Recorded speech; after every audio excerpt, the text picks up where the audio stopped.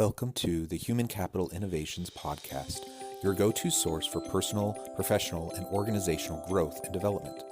We hope you tune in often for all things people management, organizational development and change, organizational leadership, and social impact related. Maximize your personal and organizational potential with Human Capital Innovations Podcast.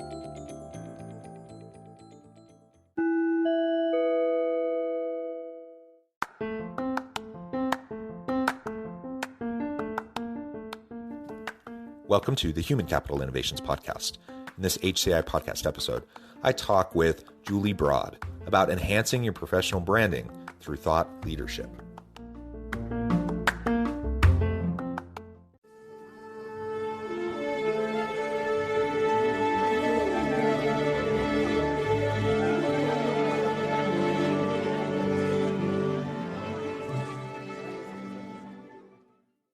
Julie Broad, welcome to the Human Capital Innovations Podcast.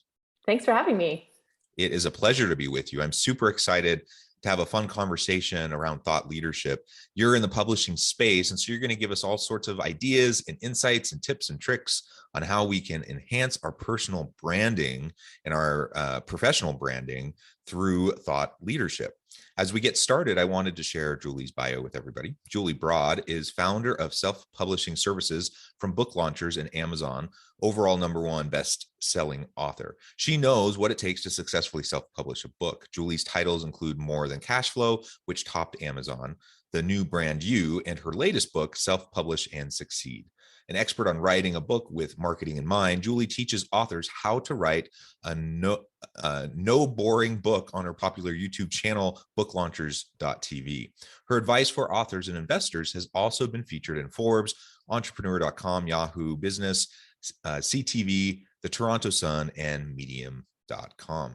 What a wonderful background and expertise that you bring to the table today. Anything else you would like listeners to know by way of your personal context before we dive on in?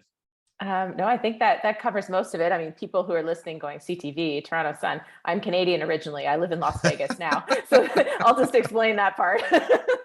No, that's great. Yeah. And I'm south of Salt Lake City in Utah. You're in Vegas. So we're actually pretty close to each other relatively. And the weather there is probably a little bit more sunny and less snowy than it is here right now. Oh, you've got snow. Oh, we goodness. do. And we have snow in the forecast for the next several days. So I think we're going to have a white Christmas. That's lovely. That's really nice. Yeah, it's gotten cold here the last week, but it's still sunny. Yeah, good. Well, to start off, why don't you share a little bit about Book Launchers, just how that came about, why you've really devoted your time and energy into this space. And then we can get more into how organizational leaders can enhance their professional branding through their own thought leadership. Yeah, for sure. I started Book Launchers in kind of a roundabout weird journey because I was a real estate investor and I had a real estate training and education company in Canada. And in that, I published my first book, More Than Cash Flow. And I thought I was going to get a traditional deal. I was like really close on that journey, but they ended up turning me down after a long back and forth, saying I didn't have a strong enough platform to sell books. And it was devastating because I had this little girl in me that always wanted to be a writer that was really excited that she was now going to get a book deal. But I ended up going down the self-publishing route. I was like, well, if they're not going to do it, then I'll do it better. And I dove into publishing. And what I learned in the whole process was, first of all, you don't need a traditional deal to have a book that's going to make an impact on people and an impact on your business. You have to do it well. You have to do it like they do in traditional publishing. But nobody's searching for Wiley's latest release. Like they're searching to solve a problem. So if you solve a problem, your book will probably sell if it's positioned well. And so that was part of the journey into Book Launchers, was that book kind of opening my eyes to the power of self-publishing and the power of writing the book that, you know your market better than a publisher most of the time. So, you know what's going to really impact an audience. And so that was part of it. But the other part was meeting people through my education and training company who had published books that didn't do well. Like my book went to #1 on Amazon, ahead of Dan Brown, ahead of Game of Thrones. And part of that was that the whole time I was terrified nobody was going to buy my book. So I was so focused on marketing from day one.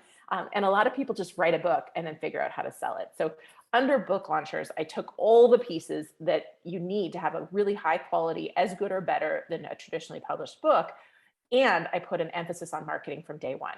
So we're writing a book that is set up to grow a brand, to grow a business, to appeal to a specific audience and sell. And the whole journey really is set up for that, but it's all under one roof because you can't separate editing. Your editors aren't marketers, right? So you need to make sure there's a marketer watching over the editor and a marketer watching over the cover designer. And that's what we do. And that's really the shortest version of why I started book launchers. Yeah, that's really cool. And I'm in the academic space and the practitioner space. I like to consider myself as a scholar practitioner. I publish a lot in academic journals. I've done a lot of academic publishing, edited volumes. So I've had a whole range of both articles and book publications through traditional outlets. And my experience has been, well, and maybe it's somewhat unique to the academic book publishing space. It's not like mass market, right? So you're not like getting tons of people to buy an edited volume on some esoteric, research topic or whatever. But then I started, getting more into publishing in the practitioner space. And I was going down the same path you were. I was looking at traditional publishers, and I was realizing, that kind of the traditional value add of going with a big publisher, that it seems like that is diminished over time. Mm-hmm.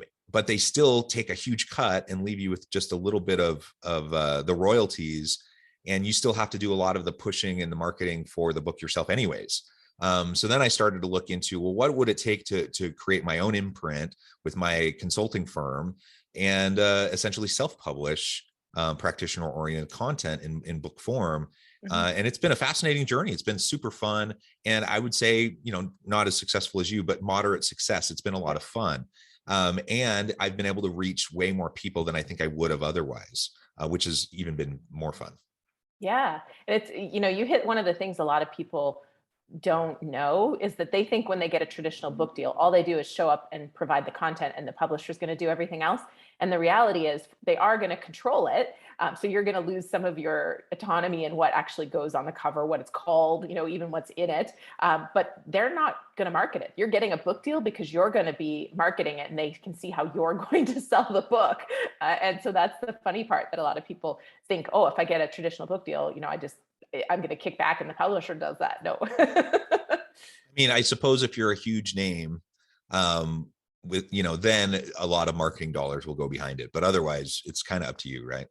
Yeah. And your indicator is the advance they're giving you, right? If they're giving you a high 6-figure or 7-figure advance, they're going to be investing in the success of this book. If they're not giving you an advance or it's, a low 5-figure, they're really just kind of saddling up to you just in case it does well. Right.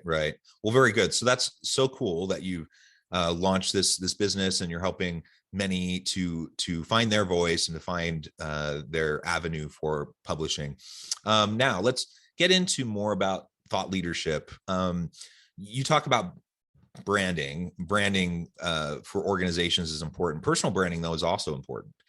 So if I'm trying to brand myself within the leadership space, within the industry, to demonstrate my expertise and to either position myself for better impact within my current team, or perhaps advancement within my current company, or perhaps moving to the next opportunity or starting my own business, right?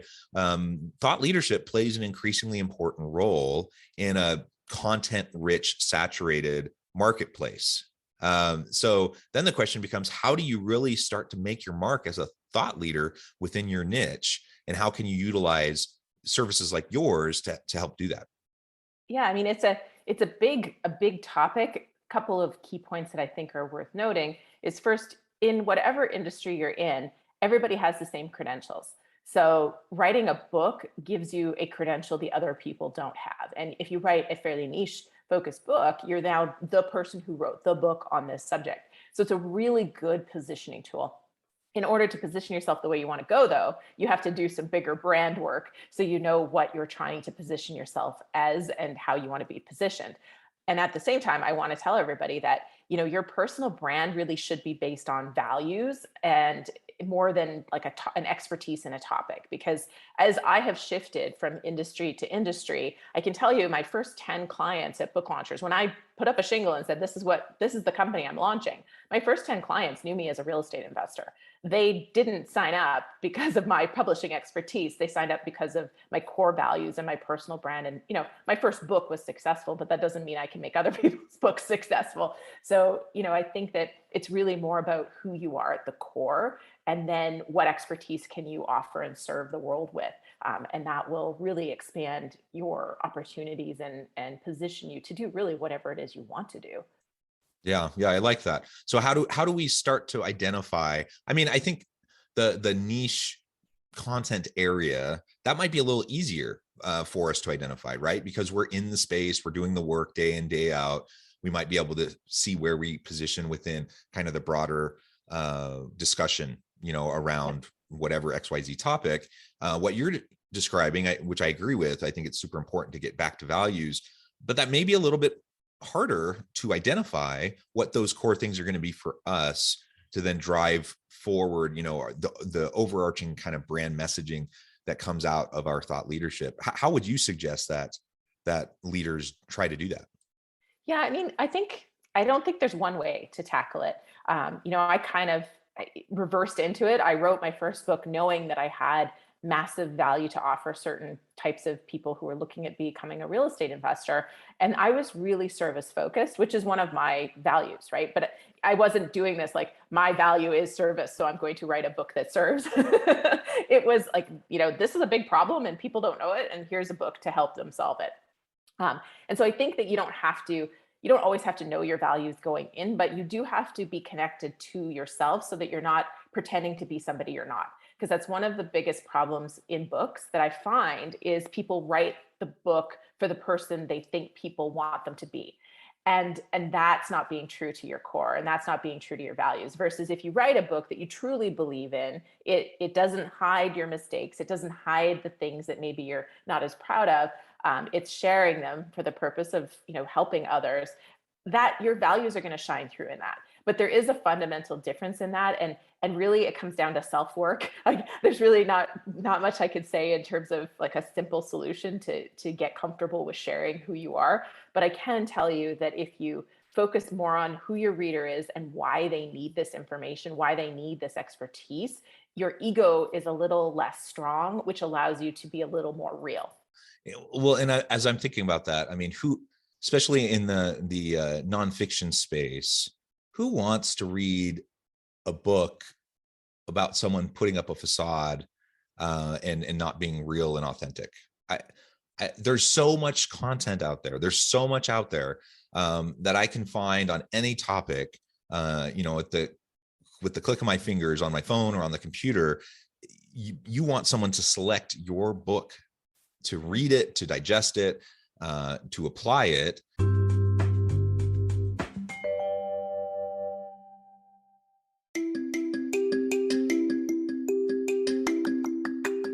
I'm excited to announce the publication of my new book from HCI Press, Bluer Than Indigo Leadership: The Journey of Becoming a Truly Remarkable Leader. Early in my adult life, I learned about an Asian proverb that translates as bluer than indigo. If you think about the color indigo, it is a brilliant, deep, and vibrant blue, what some would call the bluest of blues. To have something that is bluer than indigo is rare and truly remarkable. Contrary to popular myth, there is no one-size-fits-all or cookie-cutter approach to effective leadership. There's no silver bullet, no secret sauce, no go-to model that will solve all of our problems. The truth is, great leaders have all had their unique strengths and flaws, and have all had to discover and then pave their own distinctive path in their life's journey to fulfill their leadership potential. Bluer Than Indigo Leadership will help you discover your own path and explore those ordinary, everyday actions that will help you respond to an uncertain future and produce extraordinary results for individuals, teams, and organizations.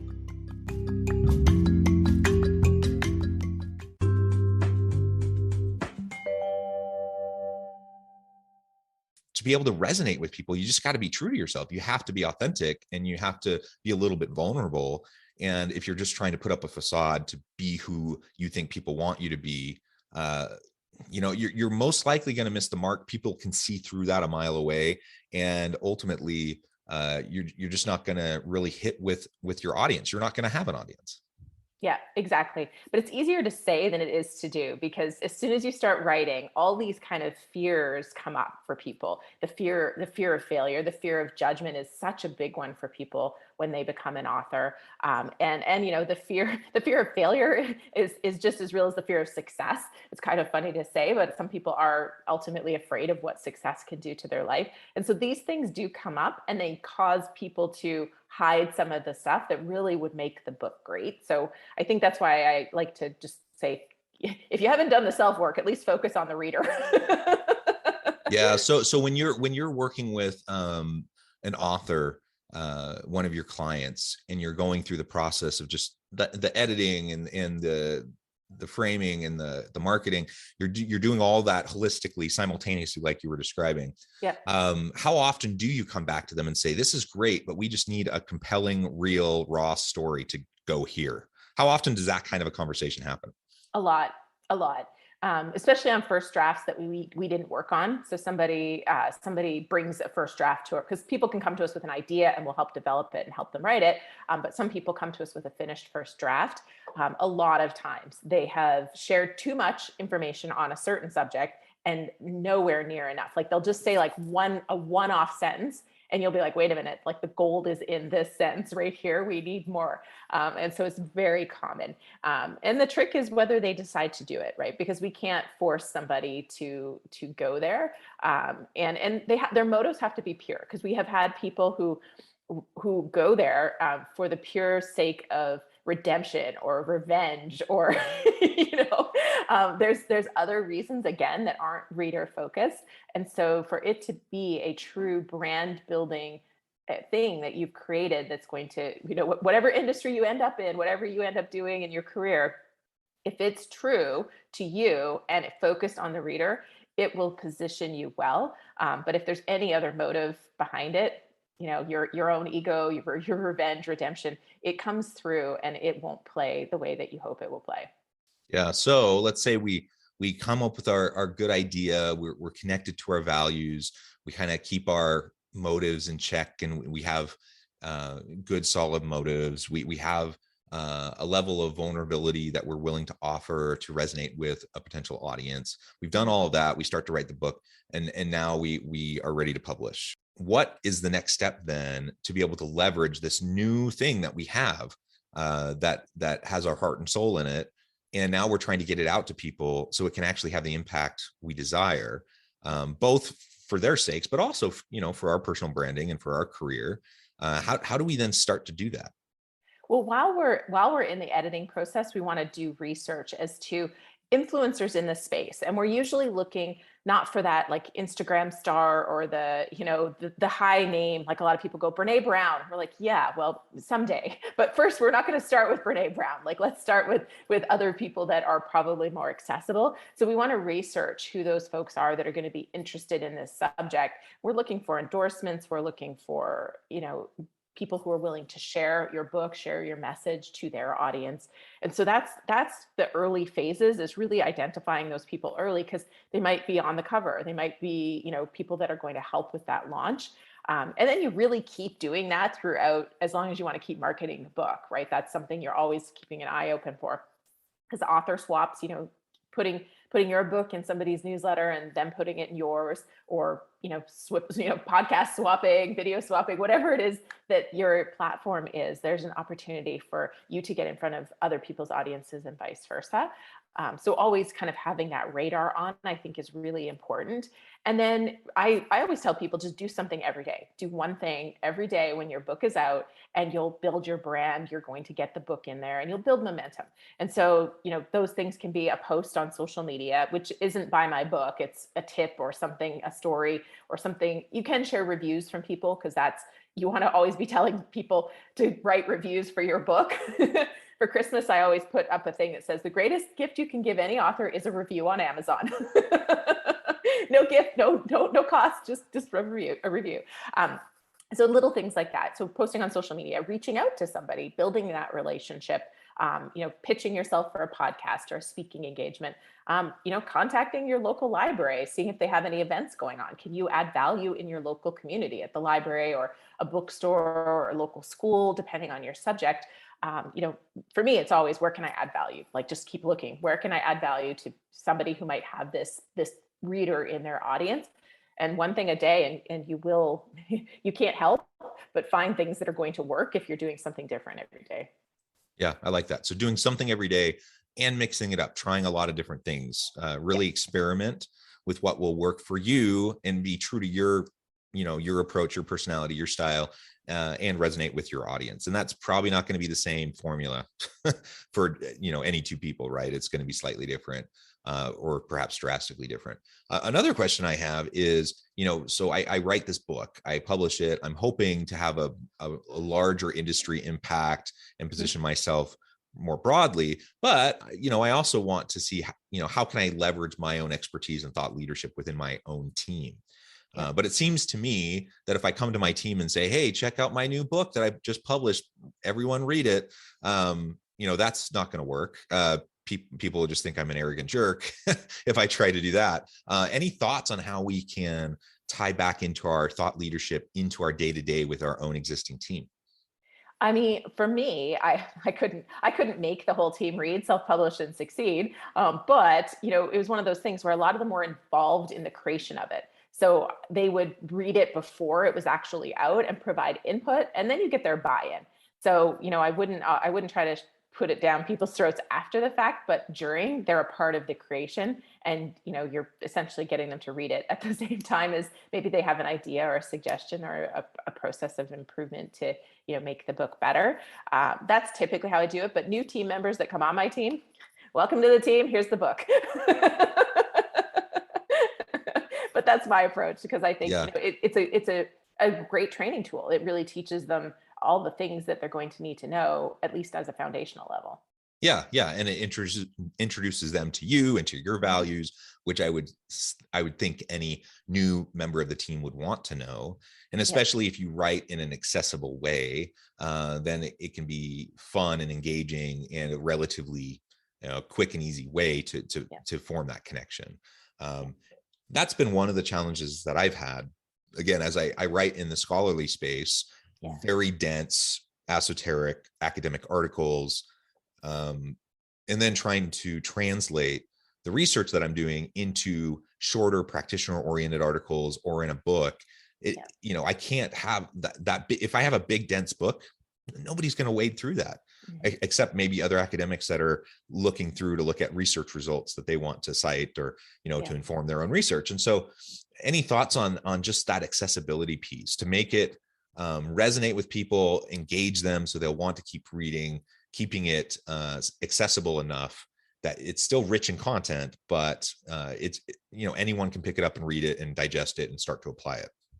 Yeah, there's two things. One is kind of the grade level that you really want to write at is no higher than grade 8. So the Flesch Kincaid score. So grade 6 to grade 8 is kind of where you want to be. But if you're used to writing academically, like we work with a lot of doctors, and they're used to really that's how they talk almost. But conversationally, if you talk to somebody, so if somebody asks you a question, rarely are you going to use the same words that you write in an academic paper. And so typically a great approach for people that are struggling to get out of that is to, record it, either be interviewed and have someone else write it. That's option one.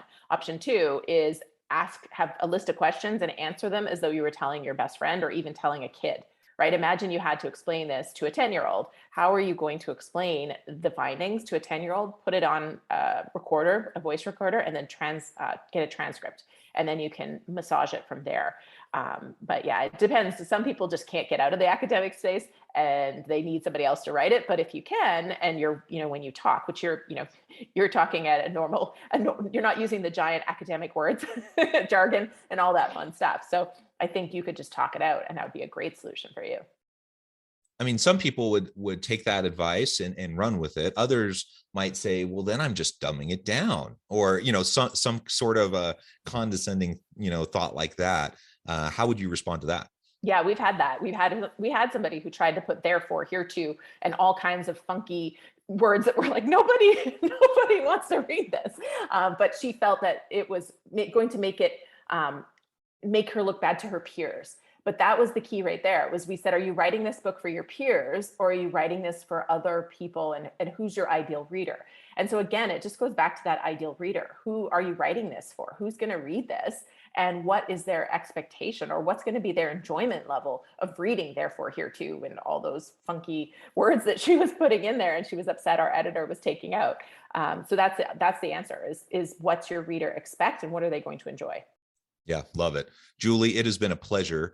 I know at the time I'm going to have to let you go here in a minute, but before we close, I wanted to give you a chance to share with listeners how they can get connected with you, find out more about your work, your team, and then give us a final word on the topic for today.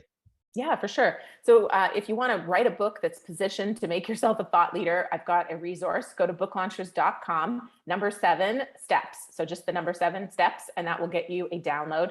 Our website's booklaunchers.com as well, if you want to poke around there. And that's the best place to find me and learn about what we do. Wonderful. Thank you, Julie. It has been a true pleasure. I really encourage listeners to reach out, get connected, find out more about what Julie and her team can do for you. Positioning yourself as a thought leader is really important in this day and age. And we need to be thinking about how we can be more impactful with our day-to-day team in our current role and our current job, but also as we position ourselves for our future. So I hope you'll take advantage of the tips and the ideas that you've heard here today. As always, I hope everyone will stay healthy and safe, that you can find meaning and purpose at work each and every day. And I hope you all have a great week.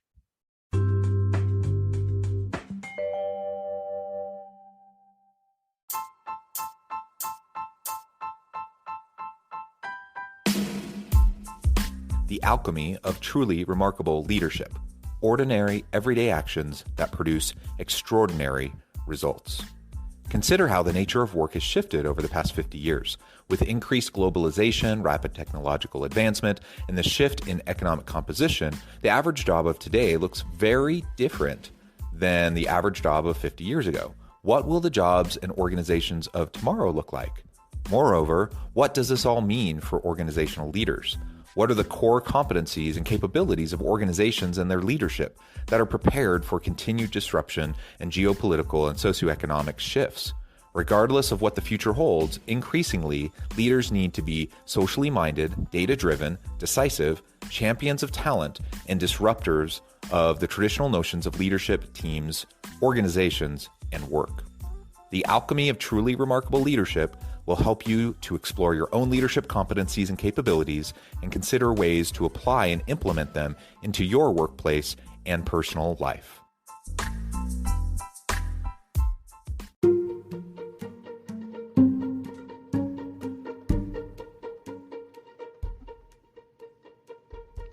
Check out Human Capital Innovations magazine, Human Capital Leadership.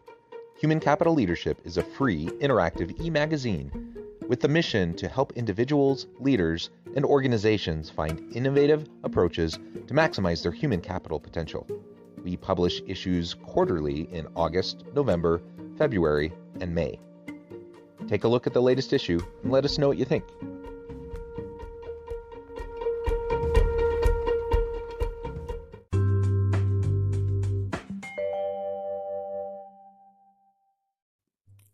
Thanks again for joining us for this episode of the Human Capital Innovations Podcast.